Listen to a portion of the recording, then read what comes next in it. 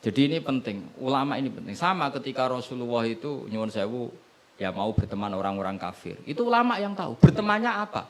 Karena Rasulullah tidak punya hadzun nafsi, bertemannya adalah tatmi'an lil Islam supaya menyenangkan mereka masuk Islam. Tolaban li imanihim wa toma'an li imanihim. Tapi nak sing akrab sampean, oh paling untuk servis sih. Gak butuh Islami, butuh duit. Kan nanti terserah. Sama-sama zahire itu mau berteman, tapi kan beda orang soleh sama ndak. Aku bolak-balik nyontono gampang kasus wong wedok. Ana wong soleh ngekeki dhuwit rondo ayu. Wis pikirane nulung. Tapi nak wong dolim ngekeki dhuwit mesti pesen, mbok pesen apa ora. Jadi sama, perilakunya sama-sama memberi. Tapi orang soleh sama orang fasik selalu beda. Makanya Allah nak ngendikan itu sederhana dan ini sangat sederhana tapi sangat dalam. Qul hal yastawil ladzina ya'lamuna wal ladzina la ya'lamun. Afaman kana mu'minan kaman kana fasiko. Sama. Lho coba kiai sama orang fasik ya ramah ya lomo. Enak menawa gelem dadi apik. Antar wong fasik ya sayang ya lomo ben kena dadi anak buah ben gelem ngedar narkoba. Lomane padha pemberiannya sama. Sing kiai memberi ben orang ini jadi baik, sing bandar narkoba memberi ben gelem dadi anak buah. Memberinya sama. Perhatiannya yang beda apa? Niatnya, karena tidak akan sama afamangkana mu'minan kamangkana fasiko. Lah saya ingin Quran itu dibaca seperti ini sehingga kualitas maknanya terjaga. Karena bawa koyok kue terus diterjemah, apakah orang mukmin sama dengan orang fasik? Jawab tidak. Itu bangunnya apa ujian masuk madrasah aliyah. Bocah orang karu-karuan paham itu. Jadi sing detail ya ngaji Quran sing detail. Jadi afamangkana mu'minan kamangkana fasiko. Makanya Rasulullah nanti ngendikan dan hadis ini saya pegang betul. Jangan geman salah faham sama orang soleh yang alim karena motifnya pasti kebenar meskipun dohiri salah. Terus Nabi ceritakan habrun min ahbari Bani Israel, dulu itu ada orang alim dari Bani Israel. Itu orang soleh sekali, alim sekali. Tapi ketika beliau sedekah itu dikasihkan sama maling. Fatahat dasan nas, orang geger, orang alim sedekah mbek maling. Kemane Kang Ali santri ra dikai malah maling. Kontroversi belum selesai, hari kedua dikekno lonte, dikekno wong nakal. Geger meneh. Ini orang alim kok malah ngamal ning lonte. Geger. Geger belum selesai hari ketiga, dikekno wong sugih. Jadi 3 hari itu keliru terus. Tapi beliau orang alim, orang ini dipuji Nabi. Kata beliau begini, wong nganti dadi lonte iku kepengin golek duit. Dadi wingi ku tak kei, nduk kowe kok dadi lonte golek duit iki tak kei tapi ora usah dadi lonte. Fala Allah antas taifa, saya memberi itu supaya dia enggak jadi nakal. Beda enggak ambek wong fasik sing ngekei duit. Ayo beda ta ora? Terus yo pesan cerita. Terus copet itu dikasih, ditanya. Kenapa kamu ngasih copet? Lah ya copet nganti nyopet golek duit. Cung ora usah nyopet ya dina iki tak kei. Biasane sedina untuk piro cung misale? Ya 500.000 wis kei 500.000 ora usah nyopet. Artinya apa? Sama-sama bentuknya itu ngasih, tapi motivasinya B. Sing paling sinis terakhir wong sugih dikai. Wong sugih ya bingung, "Mbah Yai kula wis sugih mbok kei dhuwit." Lah nganti kowe medhit, iku ora saking senenge dhuwit tak tambahi. Akhirnya isen sugih. Makanya masyhur itu. Jadi artinya gini loh, wong alim ora iso dipadakno wong.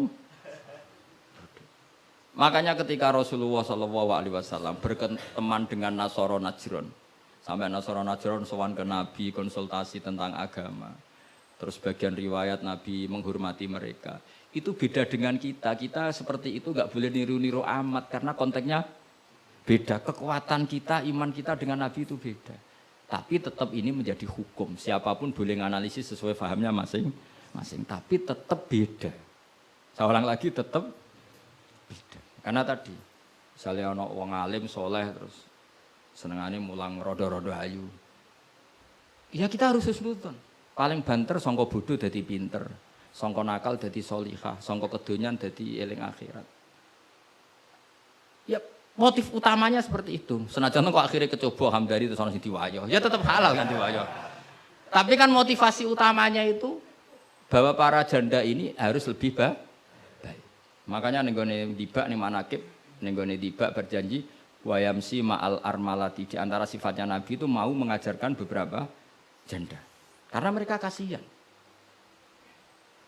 Tapi nak sing mulang sampeyan, sing mulang Hamdani, sing khusnudzon ku sapa? Khusnudzon itu kebodohan. Karena terus eling dene sing ayu iki, sing elek iki. Dadi ora penting iku paham ta ora, wis penting dene apal apa? Oh, itu kan ngeri betul. Maka ini penting saya utarakan. Jadi Allah nak ngendikan itu sebenarnya sederhana, tapi maknanya jauh. Afamangkana mu'minang kamangkana fasiko. Saya itu merasakan, saya kemarin 7 hari di Korea. Itu 2006 banyak santri Korea ngaji saya yang pas perainan. Kenapa saya yang diundang? Sebenarnya saya itu nggak diundang. Mereka minta saya ngaji. Beberapa kali sudah ngaji di Indonesia, terus mereka minta sekali-kali Gus ngaji di Korea. Aku ya bilang gini, tapi waktunya terserah aku. Ngatur kiai dosa. Nggih Gus, pokoke terserah jenengan. Mereka mintanya 1 bulan di Ramadan. Bangunnya pondok kan tutup. Kiai sewa kira. Sak wulan Ramadan bisa. Akhirnya saya minta seminggu saja. Uniknya apa setelah saya di Korea? Tahun 2006 tuh Kang Ali Imron itu mereka ngaji saya di Jogja. Delalah saya pas nerangkan ayat ya ayyuhalladzina amanu alaikum anfusakum la yadurrukum man dhalla idza tadaitum. Wahai orang-orang yang beriman, jaga diri kamu secara baik-baik. Setelah kamu menjaga kebaikan kamu, setelah kamu menjaga iman kamu, setelah kamu menjaga konsisten istiqomah kamu, la yadurrukum man dhalla idza tadaitum. Orang sekeliling kamu sesat enggak masalah. Kamu hidup di Jakarta enggak masalah, di Hong Kong enggak masalah, di Thailand enggak masalah. Yang penting kesalahan kamu terjaga. Itu mereka terinspirasi. Itu satu-satunya ayat Gus yang menjadi kita nyaman hidup di Korea. Ustadz-ustadz di sana merasa nyaman. Enggak apa-apa kita dikepung orang ateis, dikepung orang macam-macam. La yadurrukum man dhalla idza tadaitum. Akhirnya dikenang. Nasihat saya itu dikenang. Akhirnya mereka sepakat ngundang saya semua guru-guru terus tak ijazahi itu. Ya sudah, Korea itu bumi ateis, bumi di sini tuh nangis semua karena lama enggak dipakai sujud. Padahal lakal hamdu mil'us samawati wa mil'ul ardi, bahwa memuji Allah itu harus memenuhi langit dan memenuhi bumi. Nanti kalau orang Korea enggak ada orang Indonesia, bumi ana sing lodang. Jadi didelok malaikat kok dhuwur, ini kok lodang karena enggak ada yang sujud. Tapi baru kayak dikepung TKI 49.000. Dan itu separuh lebih sholat. Sholatnya keren pisan, kadang ning Thailand, kadang ning gone. Karena kalau pas kerja itu waktu sholat disamakan waktu jeda 5 menit ke kamar mandi. Jadi rata-rata sholatnya itu pas di kamar mandi. Lucunya kalau mereka sedang baik nawani gini, apa tak belikan patung juga? Karena pernah ada orang TKI sholat itu diincengin ngisor. Mereka aneh, ada sembahyang kok tanpa patung. Karena tahunya mereka ya namanya sembahyang pakai patung. Jadi betapa mereka enggak kenal sekali sama Islam. Dan itu pertama kenal barokahnya orang-orang Indonesia. 49.000. Nah sekarang udah bikin masjid, udah apa, terus ada yang ngontrak masjid. Jadi masjid itu unik. Kadang lantai 1 gereja, lantai 2 bar, lantai 3 masjid. Jadi saya pernah ngaji beb itu mau ke masjid ngelewati gereja dulu. Jadi masjid gambarnya salib. Karena yang di bawah itu gereja. Lewat situ. Lantai 2 bar. Bar itu lantai 3 masjid. Kadang balikannya masjid dulu, bar. Jadi ya nguji iman betul. Teman saya ada yang cerita, saya pernah Gus mau ke masjid, lantai 2 bar sudah masuk setengah. Ke masjid apa di sini aja ya?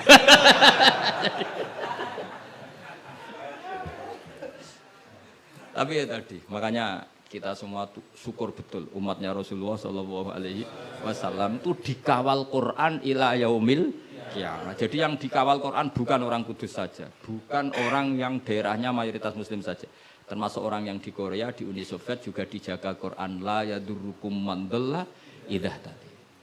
Saya punya dokumennya ya, orang-orang Rusia Kang Ali, ketika Uni Soviet itu mengkooptasi 100 tahun. Itu orang-orang Islam turunan Uzbek, turunan Syria, turunan Arab. Itu kalau ngajarkan tauhid itu di basement, di bawah tanah. Karena mereka dipaksa menjadi komunis. Tapi Allah itu maha kuat. Allah huwal qawi, Allah itu zat yang kuat, gak terkalahkan. Mereka selalu ngajar anak-anaknya di bawah tanah untuk mengajarkan tauhid. Dan doa mereka didengar Allah. Akhirnya Uni Soviet hancur menjadi negara persemakmuran. Tapi sekali menjadi negara persemakmuran langsung menjadi negara Islam, yaitu Ceknya Uzbek Tajikistan. Laukanu khina kufrihim tidak belajar Islam, maka tidak bisa mendirikan negara Islam. Tapi karena mereka ketika dikooptasi Uni Soviet tetap belajar Islam, sehingga pertama merdeka langsung negara Islam. Andai kan mereka sudah meninggalkan Islam secara pelajaran, maka tidak bisa mendirikan negara Islam. Tapi mereka ketika dikooptasi tetap belajar Islam meskipun sembunyi. Sebenarnya itu jenenge la yadurrukum man dhalla idza tadaitum. Jadi orang sekeliling kamu sesat gak masalah, asal komitmen kamu sendiri tercerahkan atau mendapat hidayah. Dan saya itu ingin ya Quran seperti ini tuh mancep neng umat Rasulullah Shallallahu Alaihi Wasallam. Jadi eling-eling ya ayyuhalladzina amanu alaikum anfusakum la yadurrukum man dhalla idza tadaitum. Jadi kamu tidak usah takut zaman. Kayak apa Jakarta? Jakarta kata orang banyak kota maksiat gini-gini. Itu tidak benar.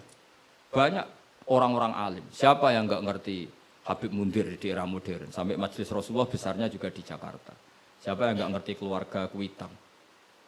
Orang-orang alim yang non habaib juga banyak. Dulu ada Mbak Syafi'i, sekarang ada Pak Sukron Makmun, Pak Nur Iskandar. Banyak teman-temannya bapak yang alim di Jakarta. Santri saya yang Jakarta ya banyak. Muhibin saya Jakarta ya banyak. Karena ketika orang itu baik, itu la yadurrukum man dhalla idza tadaitum. Uni Soviet kayak apa dikjayanya? Ketika mereka hancur, malah mereka akhirnya yang hancur dan berdiri negara-negara persemakmuran dengan asas napa? Islam. Jadi kowe ora usah kuwatir, wah iki negara Indonesia rusak tauhid kudu dihancurno. Wah, apa-apaan gak tau ngaji, yakin gak tau ngaji. Agama ini akan dijaga Allah ila yaumil qiyamah. Jelas dawuh Nabi la tazalu ta'ifatun min ummati zahirina 'alal haq la yadurruhum man khalafahum. Sebagian riwayat la yadurruhum man nawa'ahum. Agama ini kata Nabi selalu umatku ini ada pembela-pembela kebenaran ila yaumil qiyamah kata Nabi. La yadurruhum man khalafahum, dan umatku yang bela kebenaran ini tidak akan terkalahkan oleh orang yang menentang mereka. Dulu ketika kita kecil, sampai pengajian kudu lapor Polres, mubaleke di data, nggih mboten riyen. Saniki pengajian rasa diundang Polsek ora. Bedanya kan jauh sekali.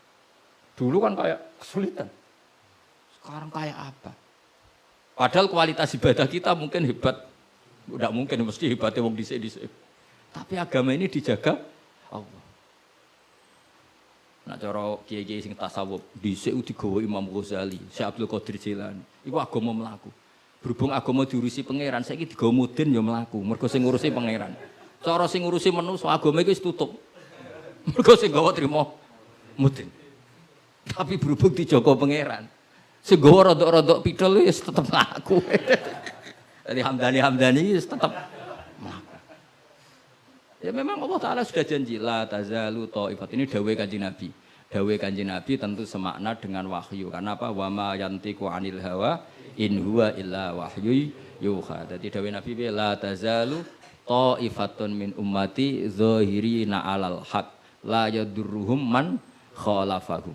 Jadi umatku akan selalu ada yang membela kebenaran dan tidak akan terkalahkan oleh yang menentang. Tapi syaratnya tadi loh ya, syaratnya seperti di Quran tadi, idza tadaitum.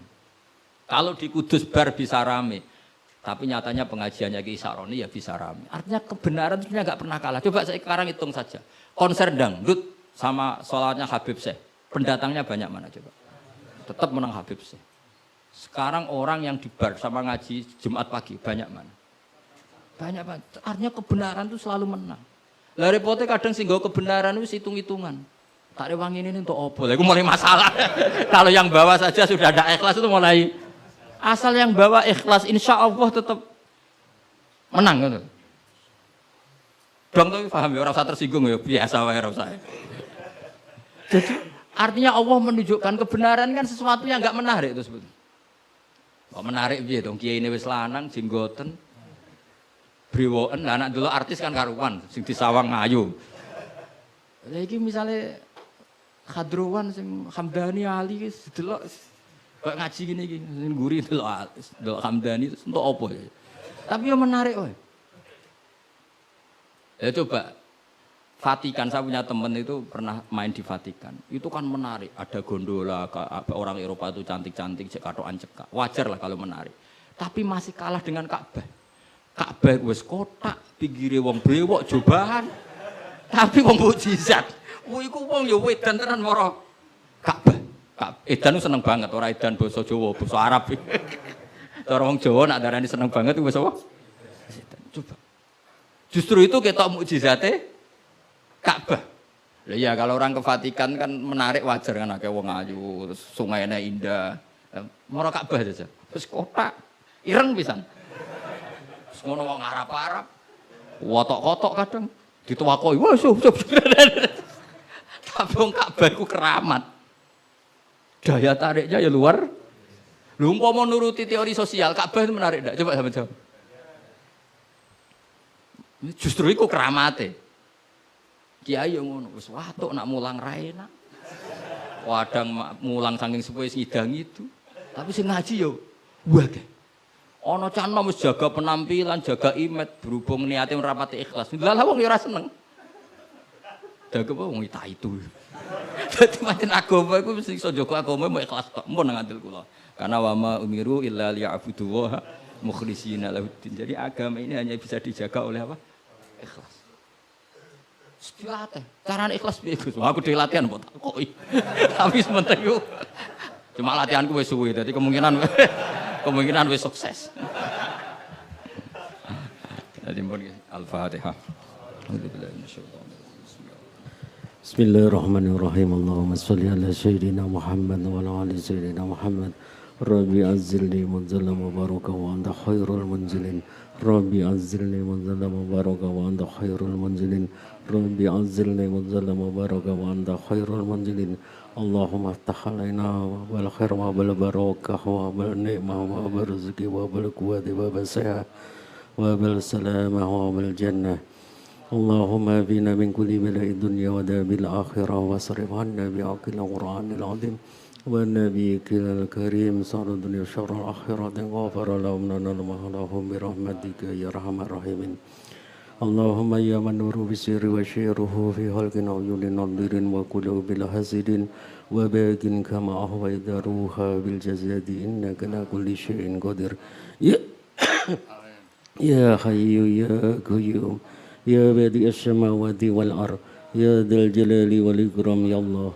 La ilaha illa anta as'aluka ya qalbi bin nuri hidayatika ya arhamar rahimin. Ya arhamar rahimin, ya arhamar rahimin.